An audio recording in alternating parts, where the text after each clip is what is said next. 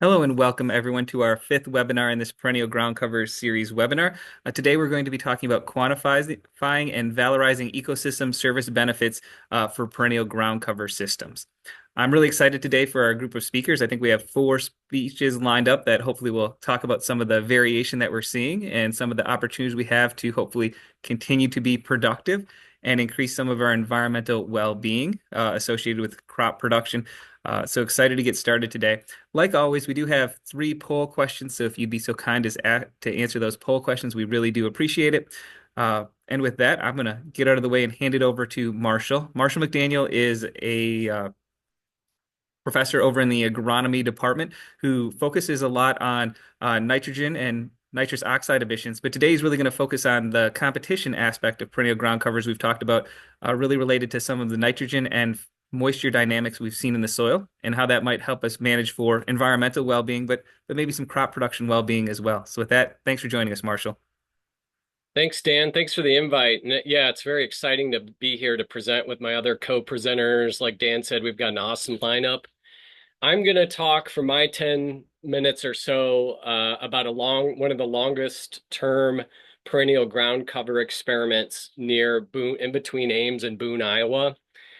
These are the lists of the major contributors, but there have been a lot of other folks, including people on this call, that have really helped to collect some and interpret some of this data that's hot off the press. I want to particularly point out the people who did all the hardest work collecting the data. This is a combination of work from Patrick Gallen's master's thesis and Cole Dutter's postdoc work, and Max Ennis. Max will actually be wrapping up his master's in a couple months. He's working on his thesis right now. Okay, so this is kind of our guiding hypothesis. Those of you that have been a serial webinar attendee, Raj has kind of brought up this idea as intensity of ground cover and this trade-off between crop productivity and ecosystem services. And by ecosystem services, I mean things like reduced erosion, reduced nitrogen leaching, maybe increasing soil carbon sequestration. And the maize only or the corn only is really the business as usual. And we're looking at this kind of spectrum of treatments, even ones that we wouldn't necessarily suggest to a farmer, such as this unsuppressed Kentucky bluegrass. So this is the most extreme end, very aggressively growing. Normally, we would suggest a farmer suppress this with some herbicide before planting corn. We also have an interesting system, and it seems very promising that self-senesces. I'll show a little bit of Patrick's data that shows evidence of this, but it's a summer dormant grass that we can grow in between the corn. And these are photos from when corn is at V6 in June, mid-June in 2023. And we expect this to kind of be somewhere in between with regards to crop yield and also ecosystem services from the full-on aggressive Kentucky bluegrass. So here's kind of the genesis of that hypothesis. The maize control only has some weeds, hopefully not very many, but some green. This is a greenness index. In other words, kind of what's growing in between the corn rows. Maize is a flat line. We do our best to control that with cultivation or chemicals. The bulbous bluegrass shown here has this kind of bow shape where it's active and growing in green between May and June, or up until May, and then starts to taper off and is pretty dormant come mid-June when we sampled. The Kentucky bluegrass, again, when not suppressed, you get this this kind of wave-like pattern where you get pretty green on a greenness scale. These are a little bit subjective, but between 6 and 8, so remains green throughout the year, but probably providing a lot of ecosystem services. And we'll talk a little bit more about that. Okay, so this is a tale of two studies. I'm going to talk through each one kind of briefly, and if you have more questions, you can email. I have my email at the end here. Patrick, for his master's, did a 3-year longitudinal study. He sampled 4 times per year at 3 depths and at 2 horizontal positions within the maize or corn row and the interrow. So kind of shown here. So this is a graph showing the depth and then centimeters. So this would be the same width as a corn row. So a typical corn row is 30 inches. This is about 76 centimeters crosswise here with the corn in the middle. We've got some illustrations showing the roots. Here's our PGC system. So Patrick went out and sampled at these depths to 45 centimeters, which is a foot and a half. And then he sliced the soil cores into these three depth increments and analyzed them for nitrate and soil water and phosphorus. I'm not going to talk about the phosphorus though. Then in 2003, Cole Dutter and Max Ennis came out and intensively sampled just once when corn is at V6. We measured roots, which is a lot of work. I wouldn't recommend it. And poor Max has made it through almost defending his thesis here in a couple months. But we also measured plant available nitrogen, nitrate, and ammonium to be specific, soil moisture. And instead of three depths and just two positions, we actually have 15 horizontal positions. So we took cores every 2 inches from the middle of the interrow out here, kind of at the left of this graph with no PGC in it, all the way to the other side of the middle interrow. So each of those green horizontal slices show the soil core. We also did this under PGC systems, and then we sliced those cores into 2-inch depth increments or 5 centimeters if you're on the metric unit like most scientists around the world are. A little bit about these years. Most of you probably know this if you do work outside or you're in agronomy. The last few years have been some of the driest on record, and in central Iowa's record, they're quite dry on the end scale. So this is a cumulative precipitation graph from January to December. These are the 4 years that we did the study. I made it easy for you to convert. 500 millimeters, about 20 inches. 1,000 is 39 inches. So on the wetter end, Patrick sampled in these years, 2020, 2021, and 2022. Cole and Max sampled just at V6 in 2023, which was also a pretty dry year, but not as dry as 21 or 22. Okay, so what did we find? Let's get to the data here.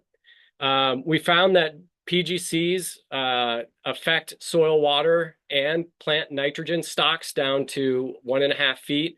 So these are called box plots, and they have a whisker, and then the shoulder where the box is shows you where the data is kind of distributed. So at the very bottom of that is the 10th percentile, so kind of the lowest 10th percent, and the top whisker or top of this little line shows you the 90th percentile, so where 90% of the data are, and 80% total are between the top and bottom of that line.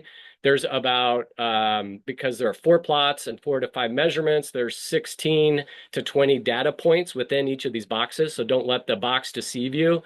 And what Patrick found is that the Kentucky bluegrass, abbreviated with KBG, decreased soil moisture in both the interrow and the row every year in 2021, 2022, 2023.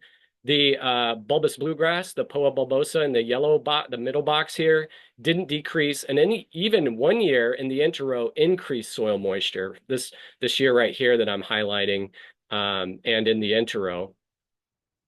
So that was kind of interesting. Another interesting finding is that we didn't see, the bulbous bluegrass or the Poa bulbosa decreased nitrogen stocks. So these are in kilograms of nitrogen per hectare. If you shave off 10%, it's about in pounds of nitrogen per acre.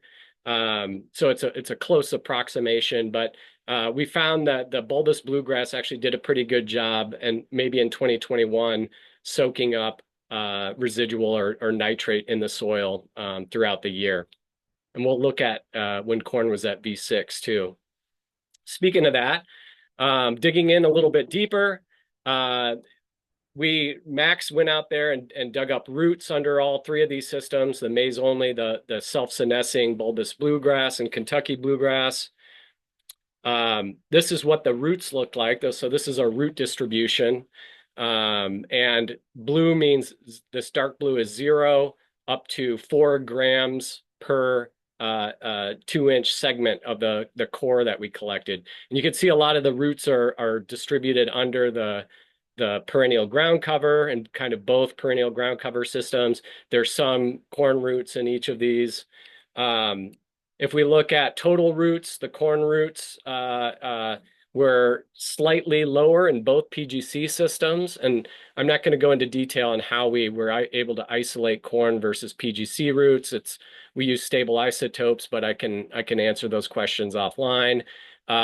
There was twice as much. So this is PGC roots, but this 0.15 is talking about weed roots that we found in the interrow. About half a ton per hectare. So these are in megagrams per hectare, or 1 megagram is a ton. So half a ton of extra perennial ground cover roots, and then almost 2 tons of perennial ground cover roots in the Kentucky bluegrass. And if you compare them, the Kentucky bluegrass had nearly twice as much total roots. We had about a quarter more roots in the bulbous bluegrass when corn was at B6. No surprise, this also confirms some of Patrick's data that unsuppressed KBG decreased soil moisture. So the red is on the drier end of the scale. I calculated permanent wilting point for these soils. It's about 0.08. So during that year, under the perennial ground cover, we're very close to permanent wilting point here, where you can see the other two systems have a little bit more water. Soil nitrate was decreased. So this blue, so the lighter blue color shows soil nitrate concentration. Under the perennial ground covers, we have lower nitrate concentrations. That's just evidence that the perennial ground cover is doing its job, soaking up nitrogen. I should mention that all of these receive the same nitrogen rate. There's a little bit more nitrogen kind of in the surface, nitrate nitrogen. What's interesting is that when we look at ammonium, so the fertilizer source is coated urea, and we find quite a bit more ammonium, and this could be either because the soils were a bit drier, nitrification might have been slowed because of the drier soils, or it's been proposed that there's some inhibitory effects, nitrogen inhibitors that might be emitted by some of these grasses. That could actually be a tool to help keep nitrogen in the field and make it more available for corn. Let's see, I only got a couple more slides. Try to wrap up quickly here. So unsuppressed KBG decreases corn yield by 28 to 36%. We found this is mostly a moisture, not competition with for nutrients. And this is our range. So in 2020, 2021, 2022, the POA bulbosa, BBG, and the control were similar all years. But the grain yield, the corn yield, and the Kentucky bluegrass was lower in all 3 years. In fact, one year was even a little bit higher under the bulbous bluegrass, but not statistically so. We just related the change in phosphorus, nitrogen, and water to the delta yield. This is a good way to look at cause versus correlation. It's actually a little bit better than correlating it. So if we see a change in plant available P and it's correlated with a change in yield, it's a pretty good sign that the two factors are co-occurring. Nitrogen didn't explain it very well. This is the change in the resource at the bottom. However, I forgot to mention we tested some other cultivars, but there was a good relationship between soil moisture and grain yield, and you lose about 16 bushels an acre for every 3/4 inch of water you decrease. And particularly, these are all the Kentucky bluegrass that are unsuppressed. These three up here are the POA bulbosa. So there's a pretty strong relationship between moisture and grain yield. Just to wrap things up, I think Raj used the term sweet spot too when he was talking about his intensity. It seems like, at least comparing these three systems, the business as usual, corn only, bulbous bluegrass, and an unsuppressed Kentucky bluegrass, the bulbous bluegrass gives us the yield potential, maybe even a little bit more, but many of the soil ecosystem services like water, erosion control, and also nutrient uptake and reduction in loss. At this time, I'd just like to make a few acknowledgments. including all these folks. You can scan this QR code for more information on the McDaniel lab, my email's down below, and some other social stuff, and then PGC website. I don't know if we Thank have you time so for questions. I went a little bit longer than I thought. No, that was perfect. Thank you so much, Marshall. If anyone does have questions, feel free to put them in the chat and we will make sure Marshall gets them addressed. In the meantime, if I could get you to stop sharing, Marshall, and we'll switch to Tui. And as you do so, I'm going to pepper you with at least one hard question, I hope.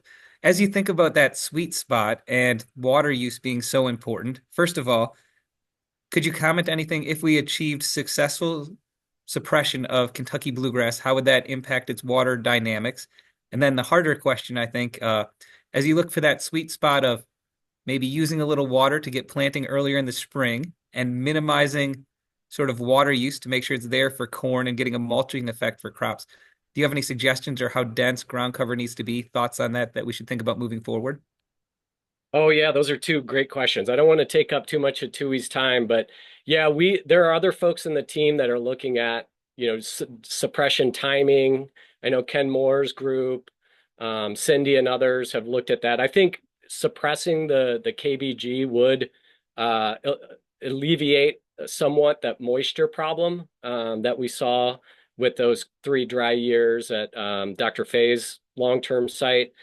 Um, yeah, the cover thing is a real issue. I think you kind of need, especially with I think the bulbous bluegrass, you need good establishment and a good cover. And then once you've got that and it starts going through its summer dormancy, it seems like it's a good way to maximize ecosystem services, but also productivity.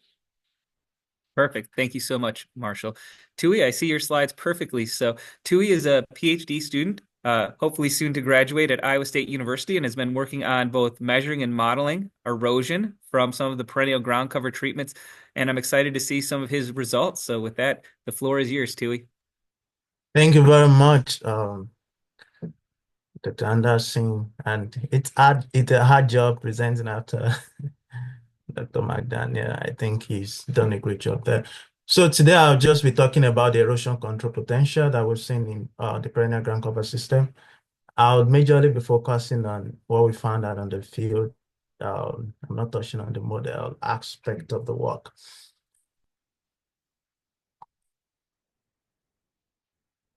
Okay, so basically I wanted to start with this, that this was how we had the Iowa map look like 150 years ago, where basically we have mostly prairie and woodland brush on the land. And by the time we have 2009, most of our land is majorly covered with corn, which has impacted so many things.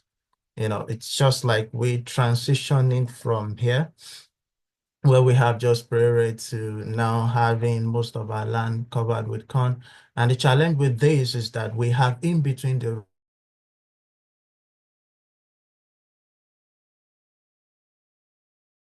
whenever there is rainfall, that impacts the amount of, whatever amount the soil could take, it's going to take that in form of infiltration, and every other one results in runoff or erosion, as the case may be.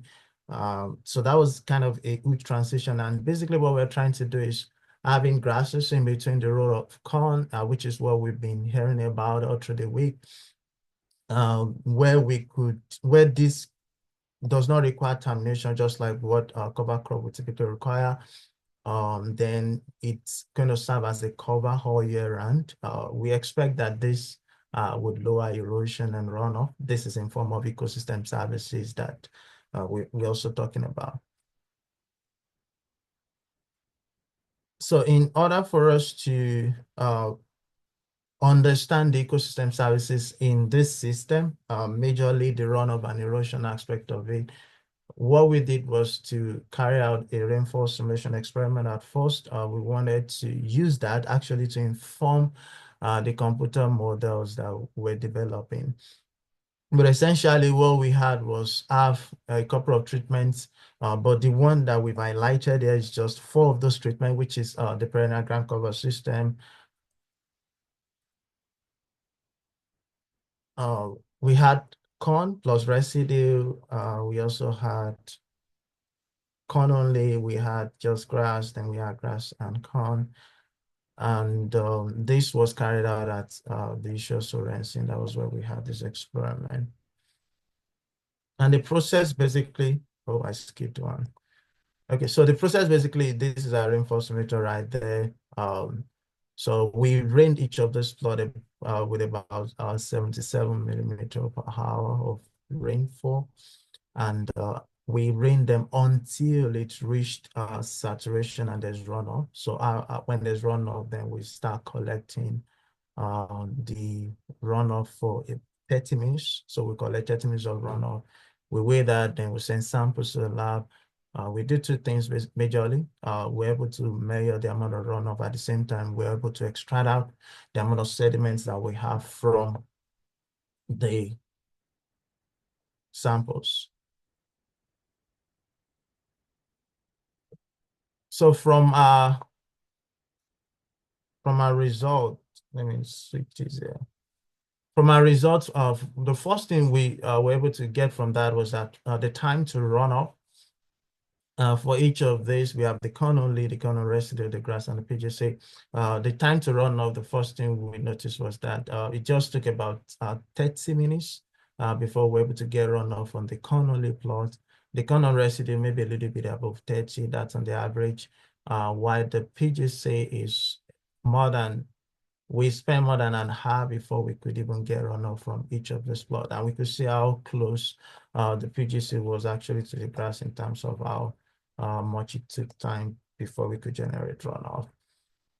Then we also calculated the runoff rate. That's basically based on whatever amount of runoff we got from the field, dividing that by the number at the time it took to run off for us to get the runoff rate on the plots.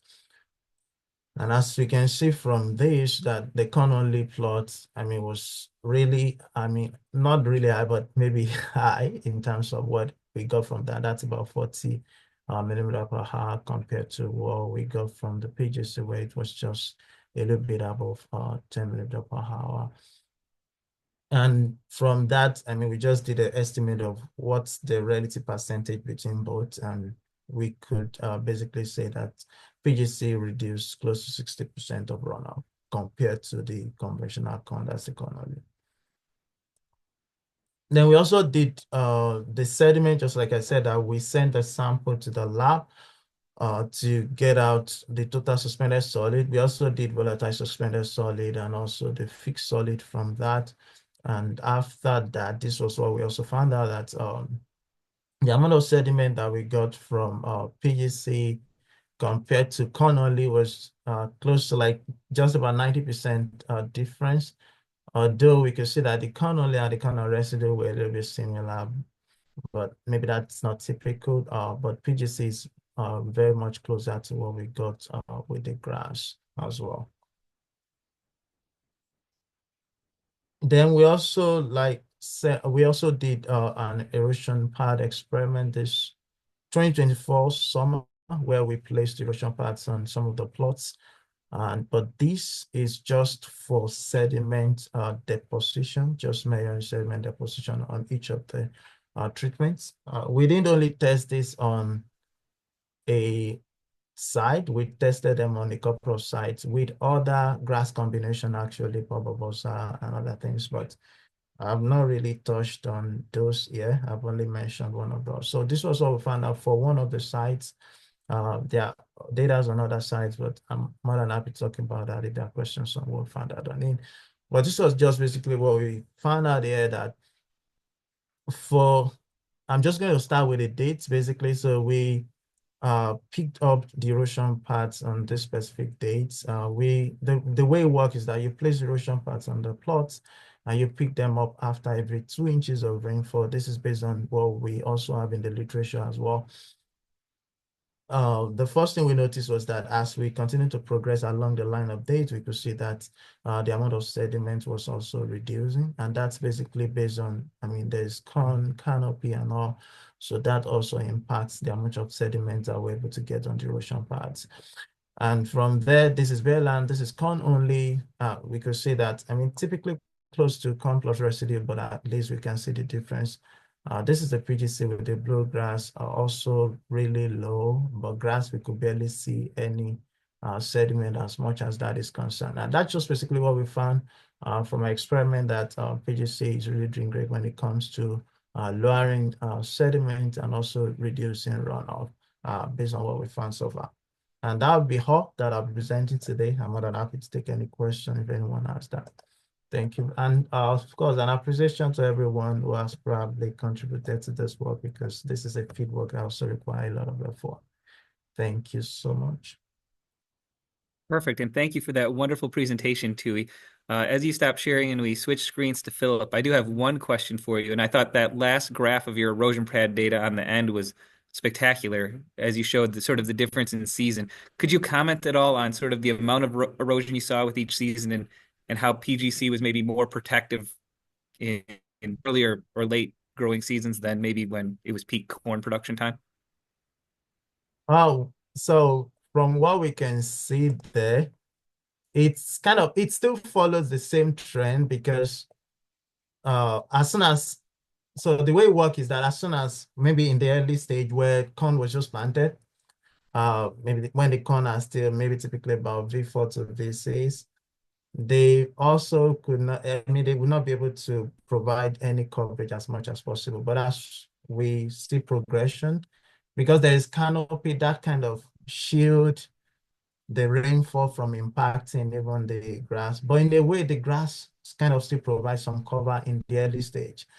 But it's definitely not going to be the amount of sediment we got at the later part of the growing season was still way lower, also in PGC, both in PGC and also in corn. But at the same time, the grass continues to provide cover even from early stage, such that we see low amount of erosion. But again, it also still shows that as the corn continues to grow and there is a lot of canopy over the plots, the amount of sediments continues to reduce in all the treatments, including both PGC and other treatments. Yeah. Perfect. Thank you so much, Tui. Yeah, sure. All right, next up we have Philip Rockson. Philip recently finished his master's degree at Iowa State and now is working on his PhD. And he's been doing some work measuring nitrate movement to tile lines below a few different cover cropping systems. So excited to see some of the work that Philip's been doing and share some results with you. So Philip, take it away. Okay, good afternoon. I must mention this was started, I think, about 2 years ago. So the results for today is just year 2024. So good afternoon, everyone. Mm. So piggybacking on the previous presentation, where one of the promises PGC systems make is the ability to provide ecosystem services, including water quality, whilst keeping up with the yields if properly managed. And so the scope of this will be for the nitrogen leaching out of the soil. We'd also compare the timing of manure applications on the effect of nitrogen. So the study was conducted at Iowa's Northeast Research Farm up north in Nashua, and we're working on 36 plots, each approximately an acre each, using a randomized complete block design with 3 replications. For each plot, we had subsurface drainage at a depth of 4 feet or 120 centimeters. The drainage was installed at the borders of each tiles, as you can see, and the middle tile as well. There was a center tile as well. So to reduce the influence of other plots contributing to the effect we observe, the sampling was done just on the middle tiles. So there's a table showing the complete list of the treatments. We had 12 in all, and for each treatment we had, or for the separate treatment, we did have 3 manual application timings. That's a split application where we apply 100 pounds of nitrogen during the fall and 50 during the spring. We have the fall manual application, and we have the spring manual application. For the cover cropping systems, we had 2 PGC or perennial ground covers, that's the Kentucky bluegrass and the Redex hybrid barbosa. We did have one other cover crop, which was the cereal rye. So by comparing this treatment, we hope to determine the best approach to reducing nitrogen loss from the field. Also, here we see some images of the treatments we had.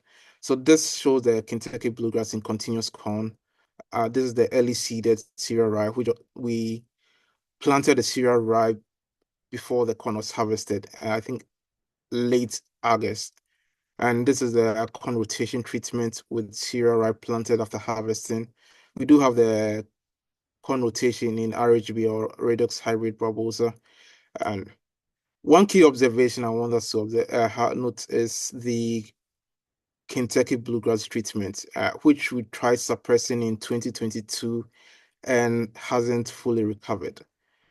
The reason why I'm laying emphasis is the results here or the outcome of the Kentucky bluegrass here plays a role in the results we see. So for the cumulative rainfall in the 2024 year, we had approximately 90 inches during the growing season. And for the tails, we had approximately a cumulative rate of about 25 centimeters throughout the growing period. And one observation we saw was after 23rd of August, there was nothing coming out of the tails, probably due to the plants taking up the water or it's not reaching the drains. For the results, I'll start with the continuous corn treatment. We broke down the lab analysis into the various seasons for spring and summer.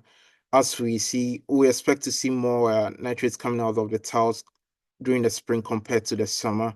And this trend is across all treatments for the fall manure application. However, in the spring manure, we do see an inverse in the corn with a spring manure and a corn with a cereal rye, where the summer nitrate leaching was higher than the spring, probably due to the time, and we think it will be due to the timing of the application of manure, especially it's reaching the soil at a later depth. If you observe the other two treatments as well, it's almost comparable to each other compared to the spring manure, where the differences are quite wide. So when measuring the flow weighted average, here we determine the nitrate loss in the corn rotation. We're examining the the Redox hybrid Barbosa treatment. We do see a significant reduction in nitrate from the tiles. And the reduction we saw across the four treatments is about 10 to 29%, depending on the treatment you compare to. And this was statistically significant compared to the other treatments. So it was very unlikely it was due to random chance. However, when we compare the RHB treatment to just the spring manure with corn and no cover crop, that effect was not significant. For the continuous corn treatment, we retain more nitrogen for the Kentucky bluegrass. However, this result wasn't statistically significant.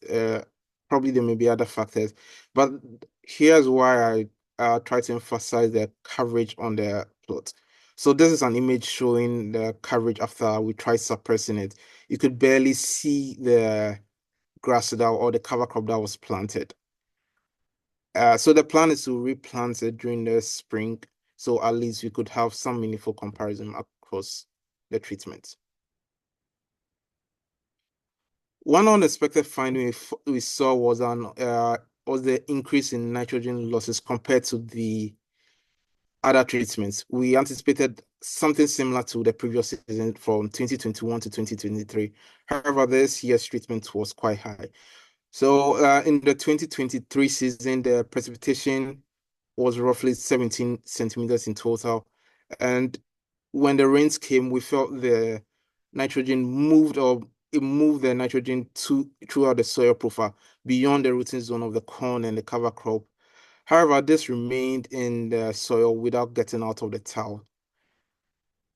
And it meant the nitrogen was still within the soil profile at that point. When we compare that to the 2024 season, where we had a precipitation of about 65 centimeters, and meaning we had much more rain, this rainfall now moved the initial nitrates in the soil profile out of the tiles. Hence, we suspect this could actually maybe the reason why we saw much more nitrates coming out of the tiles than the previous years. So this phenomenon is kind of validated with our soybean plots, where we see higher than expected nitrates leaching out of the soil. Like, when you compare it to the other treatment, which had cover crop and the split manure application, which was applied during the corn production, and in the soybean season, where we had no manure application, we still see some higher than expected nitrates coming out of those. However, for the treatment that had cereal ripe planted right after the corn, before the planting of the soybean, we do see a significant reduction in the nitrates coming out of the loss of the fields. So this helps to kind of emphasize why we need continuous soil cover even out of the growing season or after the corn is harvested. So to conclude, the RHB was able to or demonstrated significant potential in reducing the subsurface nitrate losses. The Kentucky bluegrass, which covered the soil for some period and was suppressed, had some reduction, but it wasn't statistically significant. And the unexpected nitrogen leaching out of the soil observed during our study highlights the importance of maintaining continuous soil cover, especially following a drought year. For the future direction, we plan to reestablish the Kentucky bluegrass and extend this study for an additional 2 years. Thank you.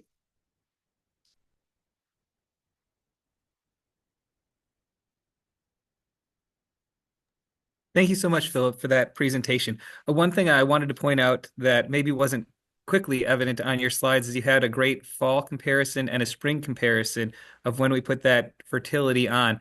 But the average concentrations in that spring applied nitrogen fertilizer were much lower than what we saw with fall applied manure.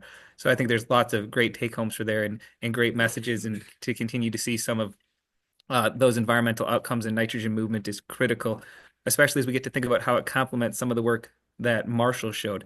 With that, we're going to try to transition to CYNDI, and she's going to be talking through at least some intro to policy as it has been and what we've been doing to try and work on getting perennial ground cover as a potential solution that farmers can trial and use. And I think that goes great with a couple of questions that we had. One about how long we've been working on these systems, and I'll let CYNDI comment a little more, but she was one of Ken's earlier students working on this system, not the first, but one of the earlier ones.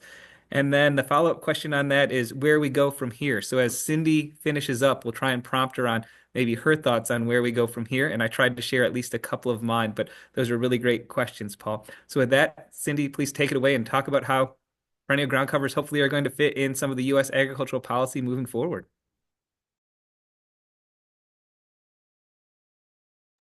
You are muted on me yet, CYNDI. Thank you. Can you hear me now? Perfect. You're in good shape. Perfect. Thank you, Dan.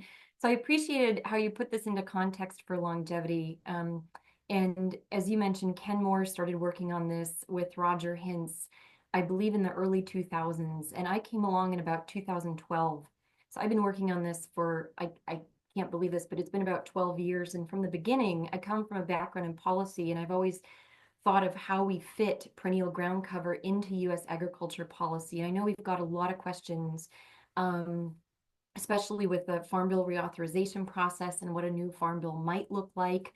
But we've really evaluated the existing USDA framework and structure and how we can plug PGC into that.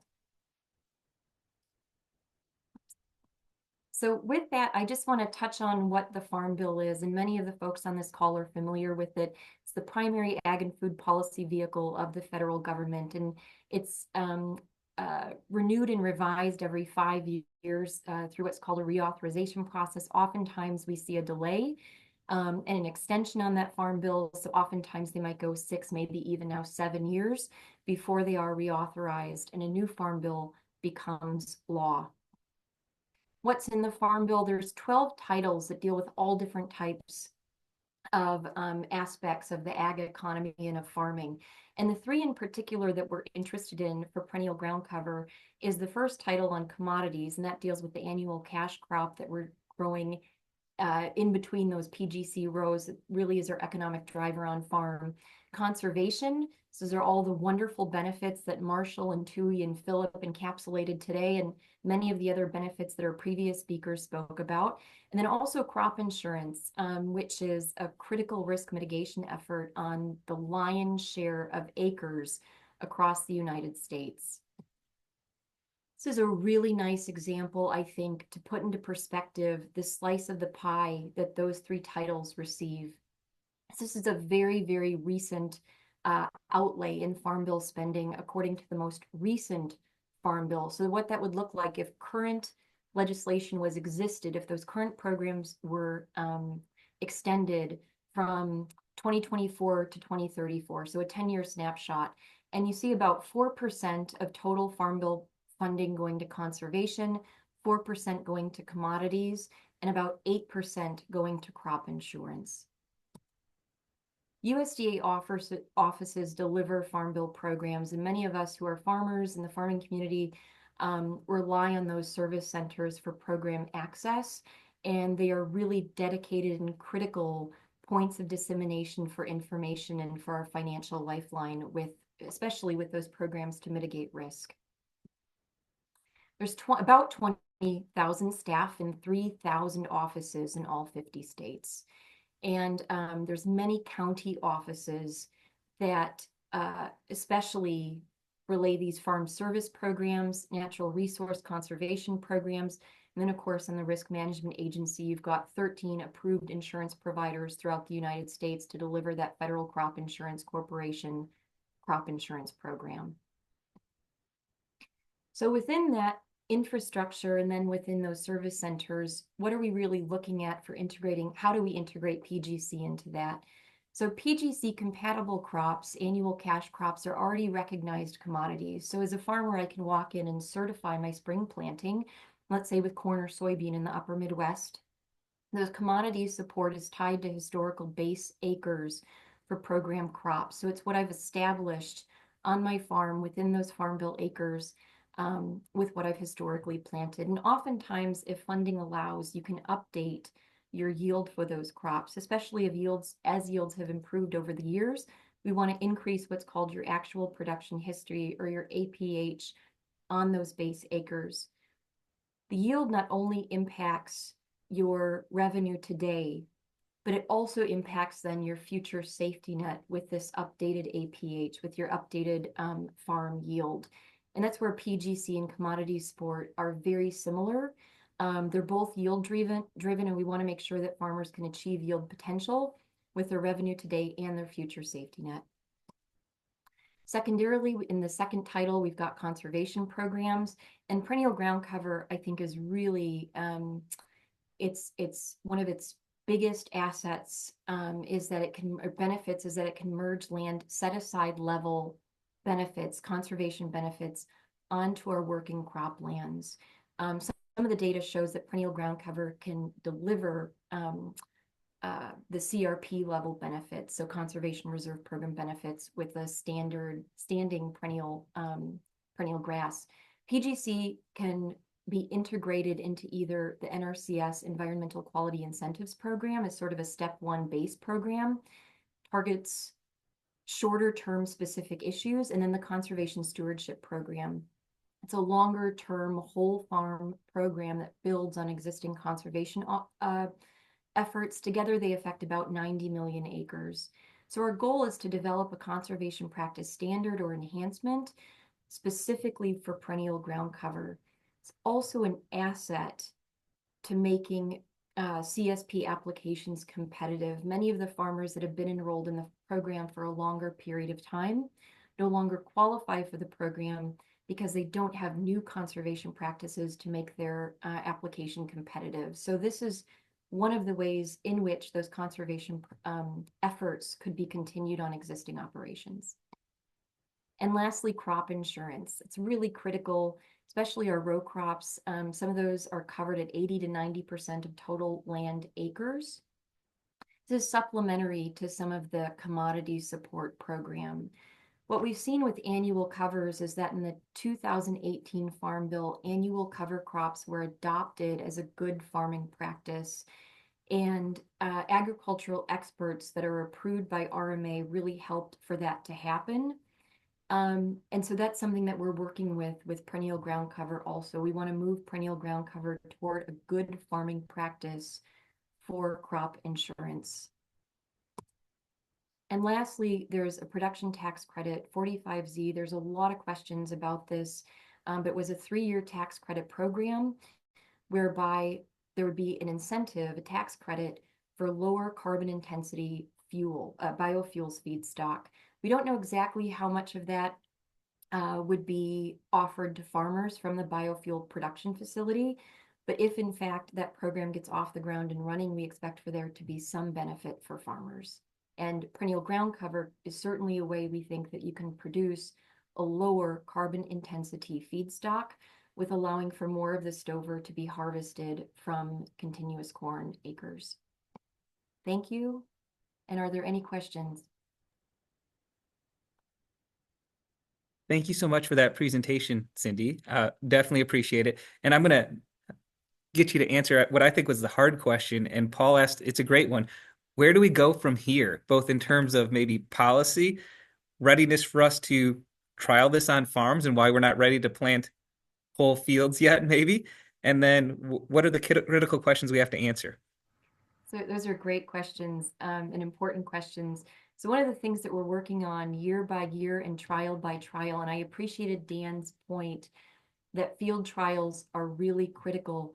The data that we're getting from those field trials and the results are going to be shared with the risk management agency. We worked specifically with the risk management agency to figure out, in fact, what data we even needed to collect. And it's a multi-year process. Once PGC can reliably deliver yields and we know how to manage PGC, especially with that suppression piece that Dan mentioned, it really has there's a very high likelihood then that it will be incorporated into the conservation stewardship program. So I'd say we're realistically about 3 to 5 years out. The other scientists on the call can speak to this, but if I had to do a back of the envelope calculation, I think in the next few field seasons, we'll unlock that suppression piece, and then we just need to demonstrate that that suppression piece is reliable. Perfect. Thanks, Cindy. And you're working towards RMA and insurance, and that's why we don't want full fields demonstrations yet, because it's not insurable at this time. So parts of fields definitely help us. We're glad to partner with you on some of those trials, but maybe not quite ready. And sorry, I'm hosting a meeting and people are starting to arrive, so it's going to get a little background noise here. Thank you for mentioning that, Dan. Yes, critical point. It is not covered at this point by crop insurance. So yeah, it is ineligible, and we want to make sure to share that with everybody who might be interested. Thank you so much. Okay, so a few last housekeeping notes. If you do have any questions, feel free to type them in the chat and we will address them before we leave today. If you'd be so willing and haven't yet done a voluntary demographic survey, we'd appreciate if you do one. So if you watch the webinar live, you can use this link, which I dropped in the chat, or click, shoot this QR code with your phone and it should take you to the same survey as well. So I'll pause there for just a moment, but USDA does ask that we try and gather voluntary demographic information for grant-funded programs. If you were watching this webinar live and are looking for a Certified Crop Advisor continuing education credits, please send Melissa McEnany an email by today, 5 p.m. You can email her at mmcenany@iastate.edu. Please include your name, the name you used to watch the webinar, if it's different than your actual name, and your CCA number so that we can get those submitted. Attendance will be verified and your name will be submitted on by Melissa to handle this continuing education credits.